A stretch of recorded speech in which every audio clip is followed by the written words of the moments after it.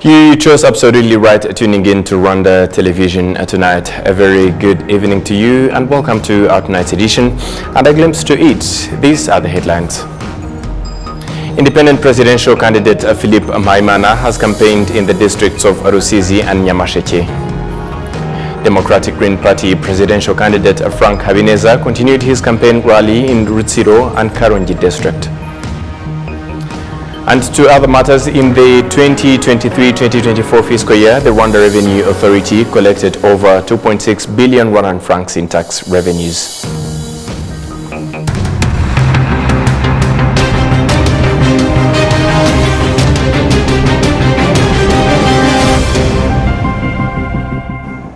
A very great evening to you once again, and many thanks for joining us on Rwanda Television News from wherever you are joining us from. We give you a warm welcome. And as we started off, independent presidential candidate Philip Mpayimana has campaigned in the districts of Rusizi and Nyamasheke of the Western Province, where he has promised local residents that if elected to office, he will develop the fishing industry, saying he will establish a specific budget for just that, and a trawling boat that will have the capacity to catch enough fish to supply all the country's markets. Sergeant Hore starts us off tonight. In Rusizi district, the independent presidential candidate took his message first to the island of Hombo on Lake Kivu, where fishing provides the livelihood of almost all residents there.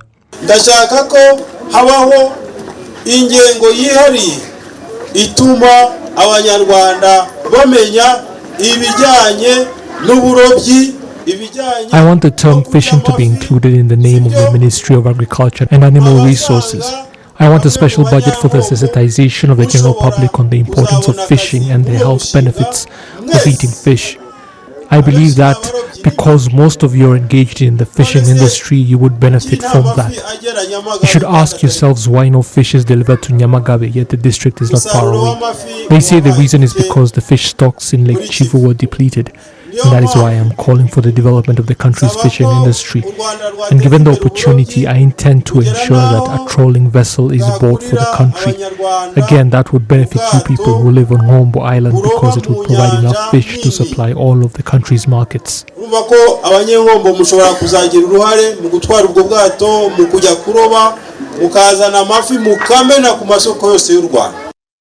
Philip Mpayimana also campaigned in Nyamasheke district. I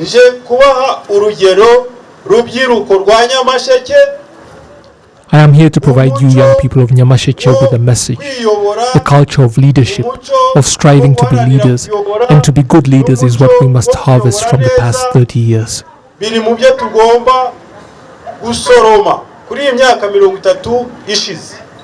The local residents, both in Rusizi and Nyamasheke districts, welcomed the message of the independent presidential candidate and stressed that there are a number of issues in the area that need to be addressed, regardless of who ends up being elected, including a bad road network on Hombo Island and the need for more health centers. Philip Mpayimana, on his part, has continued to spread his 50-point manifesto, saying it would provide solutions to the most pressing issues in the country. And on the other hand, the Democratic Green Party presidential candidate Frank Habineza expressed satisfaction with the way residents in different parts of the country have been receiving him and his party during their ongoing campaign rallies. On Monday, Democratic Green Party candidate Frank Habineza continued his campaign in Rutsiro and Karongi districts as he concluded his Western Province campaign trail. Residents expressed their sentiments regarding the campaign rallies. I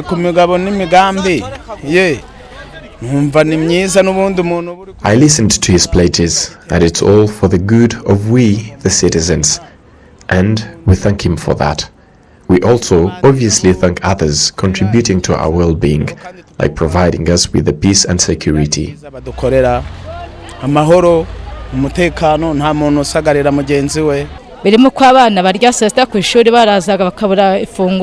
He pledged to support the school feeding program, reduce taxes, improve the community-based health insurance. That's what I can recall, but it's many. Frank Habineza commended the hospitality he has been receiving while on campaign tours. While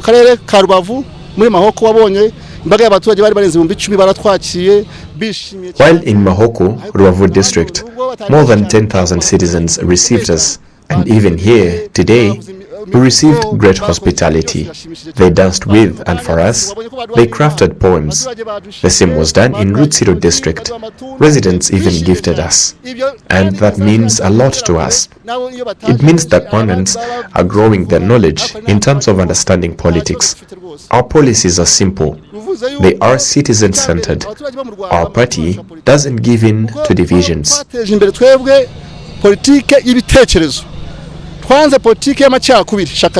The Democratic Green Party also confirms that with 6 years in Parliament, ideas and suggestions brought on board were green-lighted, contributing to the well-being of citizens.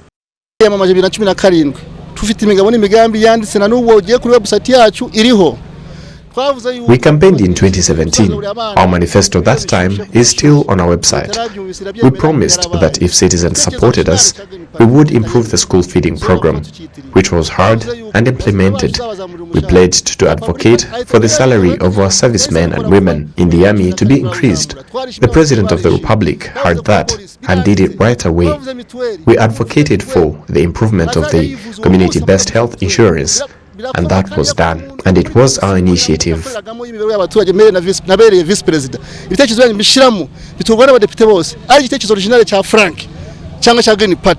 2017, Habineza's party has had 3 seats in both chambers of the parliament, 2 in the lower chamber and 1 in the Senate.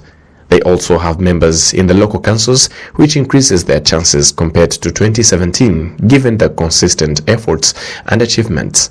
The Green Party's manifesto addresses various sectors: education, justice, agriculture, health, and the economy. 62-year-old Leonard Nshimiyimana of Huye district of the Southern Province has decided to visit every part of the country, telling people to vote for the RPF Inhotanyi presidential candidate Paul Kagame, saying he had decided to do this because of the incumbent's many achievements for the country in the last 30 years. When we caught up with Leonard Nshimiyimana in Karunji district, he told us that his experiences over the years are what prompted him to ride from one district to another, telling people to vote for the RPF's presidential candidate.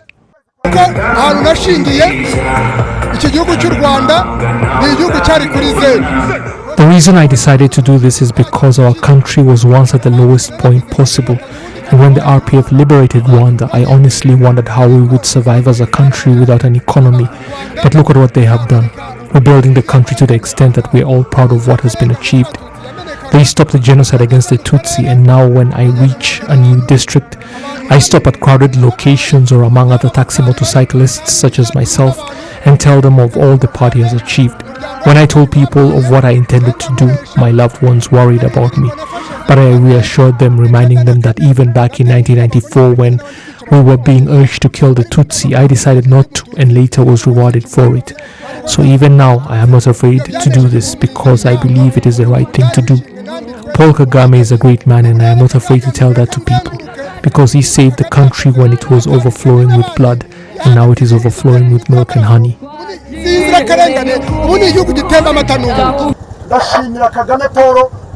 At 62 years of age, Leonard Nshimiyimana understands that he is no longer a young man, but says he is doing this for the sake of the youth and future generations, so as to leave his mark on them and give them this as his legacy for all to remember.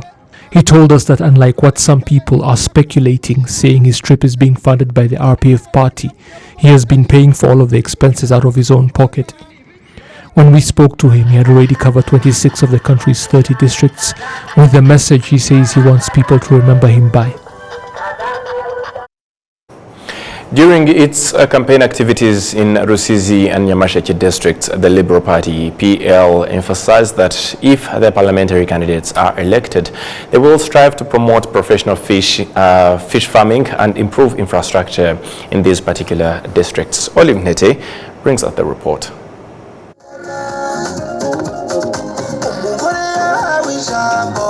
At the Kamashangi playground in the Kamembe sector, Western Province, members of the Liberal Party and other residents of the Rusizi and Nyamasheke district were introduced to the party's manifesto, which is built on 3 pillars, and these are good governance, economy and social welfare. Participants shared with the candidates areas in their districts that need improvement.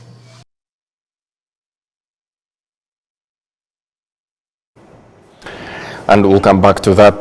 But before that, moving ahead, still on parliamentary campaigns, the PS Imberakuri party has given assurances to residents in the districts of Gisagara and Huye that it is going to work for the development of the agriculture sector, significantly increasing the yields. The promise was made on Wednesday as the party campaigned for parliamentary seats in the 2 districts, with its supporters saying they are happy about PS Imberakuri's priorities moving into the future, stressing that they will vote for its 48 parliamentary candidates because even during the last parliamentary mandate, its representative in parliament did not disappoint. The party's president, Christine Mukabunani, has continued to call on all Rwandans to have confidence in PS Imberakuri's objectives because they are in the interest of the entire country, stressing that with enough seats in parliament, the party would ensure that none of the agricultural produce harvested countrywide would go to waste before reaching markets. The PS Imberakuri party says it will also work to strengthen the justice sector, increase employment opportunities, and make sure that the children of teachers study for free. And back to this particular report, the PS Imberakuri party has given assurances to residents in the districts of Gisagara and Huye that it is going to work for the development of the agriculture sector, significantly increasing the yields.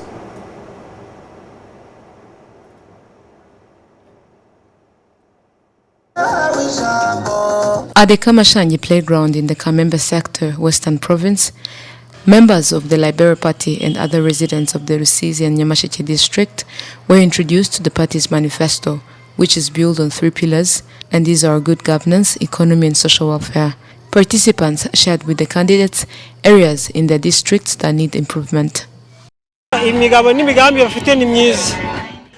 it livestock improvements or infrastructure, we need all of that. Particularly where I come from in Nyamasheke, we need infrastructure such as roads so that the productivity from farming can reach markets easily. Regarding today's campaign, I like their manifesto since it is in line with the current government's plan and the fact that they decided to endorse Paul Kagame in the presidential race. Based on these reasons, I will vote for the parliamentary candidates of PER. What I wish to be enhanced is the increase in infrastructure in our area in Nyamasheke, and also to provide us with electricity, since we don't have these infrastructures yet in our village of Gitwa.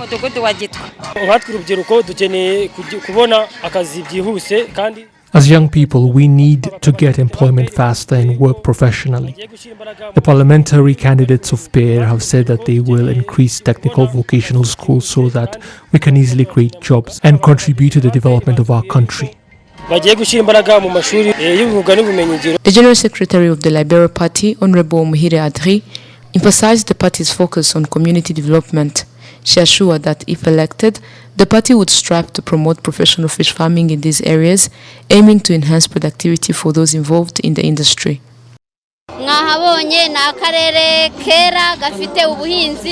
This area has farming activities with both tea and banana plantations.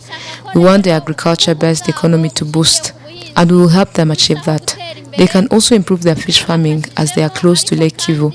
We want them to conduct fish farming in an improved manner to increase their productivity. Additionally, regarding infrastructures, especially roads, the Bushenyi-Shangi road needs renovation. We will work together with others to ensure it gets renovated, as well as to construct other roads to help transport their productivity to markets.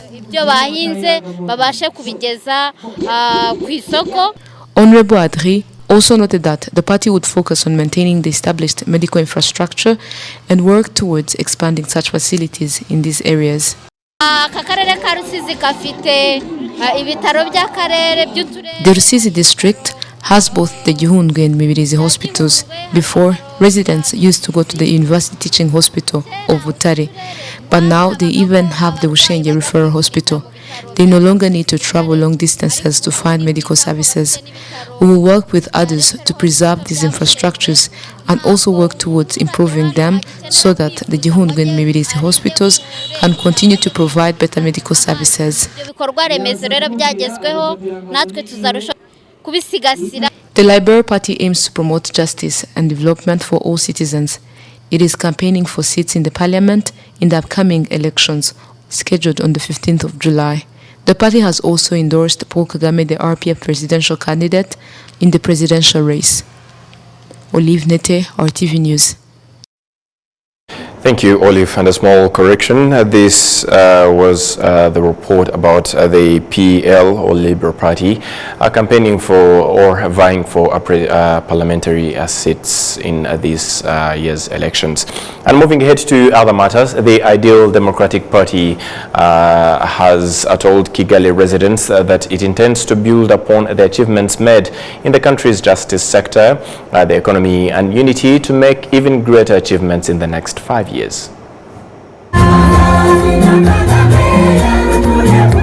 PDI has continued with its campaign activities, this time in Kigali City, advocating for its candidate of choice in the presidential race, the RPF's Paul Kagame, as well as its own 55 candidates in the parliamentary elections.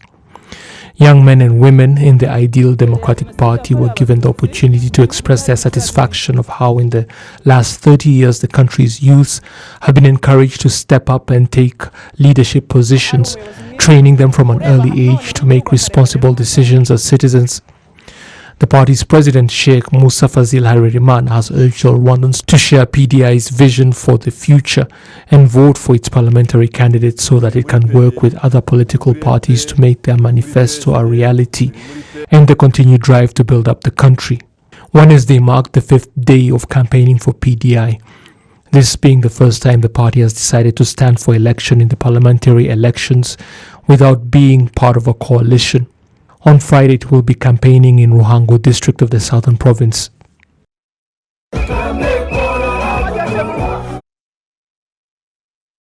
The Social Democratic Party, PSD, has taken its campaign message to Gakenke district of the northern province, telling local residents there that it is going to make sure that the agriculture sector continues to develop. Gakenke in the north is largely an agricultural district, which is why PSD's campaign message on Wednesday was met with eager ears, and there was a respectable turnout at the Chiove football grounds that the party chose as its venue. PSD's officials told those gathered that the party's appeal for votes is not based on nothing, rather what it has already helped the country to achieve in the past, promising that the future is even brighter. The party's manifesto is made up of 60 articles that focus on the economy, social welfare and justice. And those who came out to hear the message also commended PSD for its decision to support the RPF's Paul Kagame in the presidential elections. Other issues touched on during the campaign included national security and how PSD's choice for President of the Republic has proved himself on more than one occasion in that arena. On Friday, PSD will be campaigning in Karongi district of the Western Province as well as in Kigali City.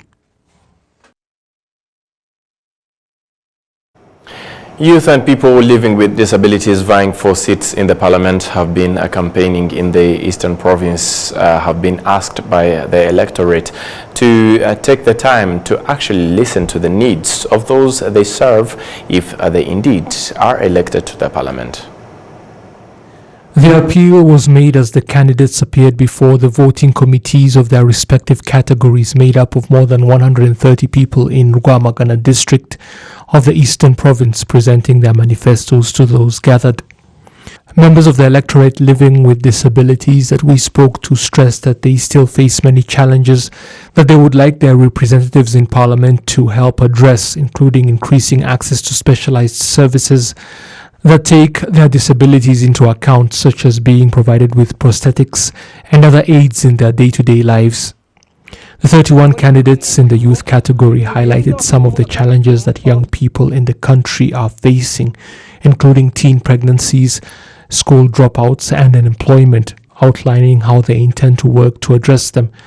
And members of the electorate pointed out that it is important that such promises are backed by tangible actions.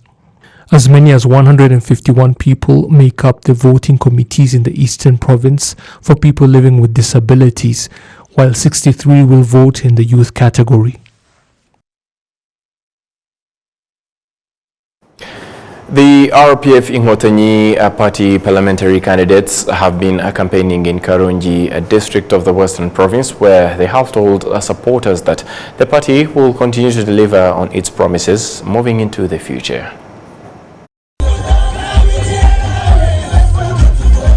Thousands came out to see the candidates campaign, with many making declarations of their loyalty to the party because of its many achievements over the last 30 years, saying they will vote only for it in the coming elections.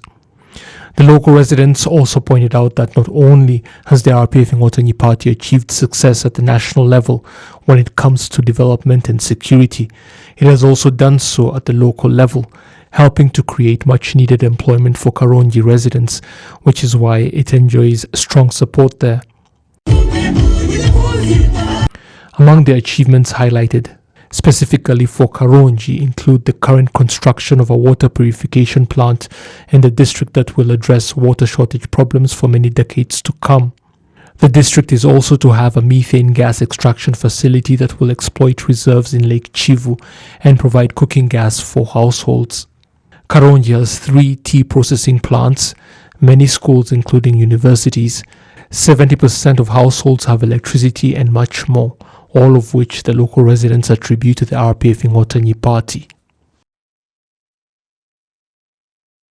2023-2024 fiscal year, the Rwanda Revenue Authority (RRA) collected over 2.6 billion Rwandan francs in tax revenues, achieving 99.3% of its 2.637 billion target. Rwanda Revenue Authority Commissioner General Ronald Niwenshuti announced on July 3rd. Adam Squizera was there and he prepared the report. The Commissioner General of the Rwanda Revenue Authority announced in a press conference that the tax collection goal for the fiscal year 2023-2024 was achieved at a rate of 99.3%, equivalent to 2,637 billion Rwandan francs. This represents a significant increase of 12% compared to the previous year.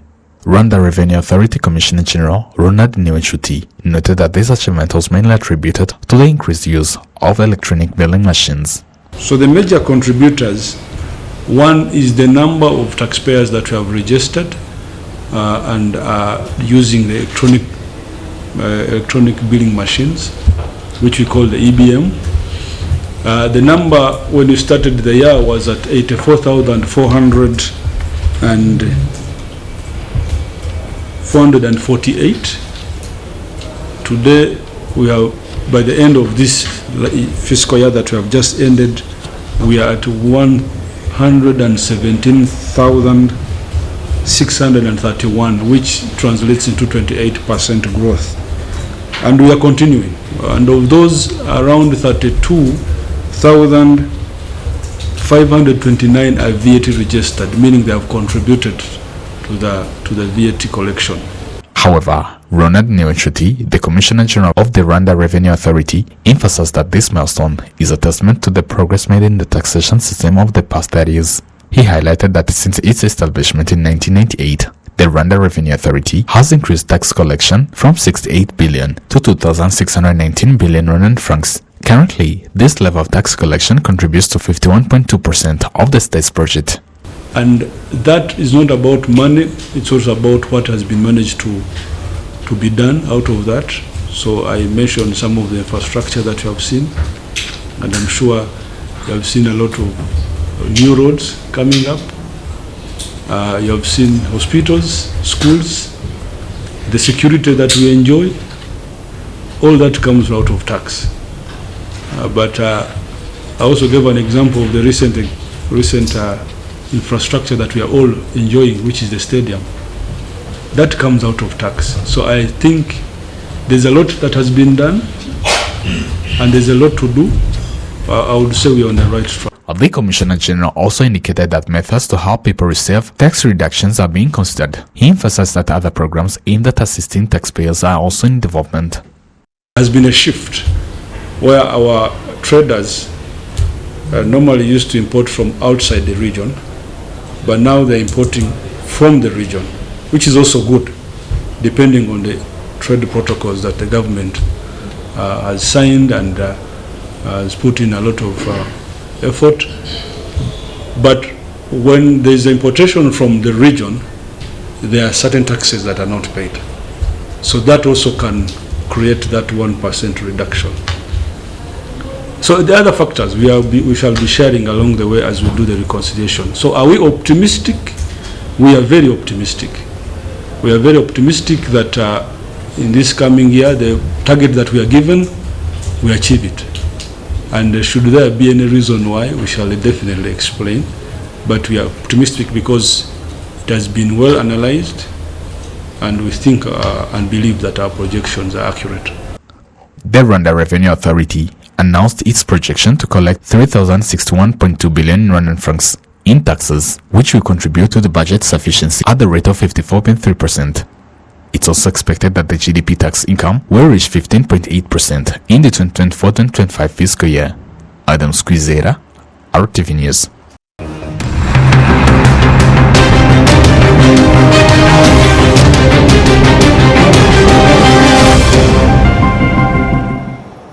And that's all from us here at RBA's Rwanda Television News. On behalf of the entire news production as well as the technical team that made it happen, many thanks for being with us on today's edition. And up until next time, stay safe and wish you a great and safe night. Goodbye.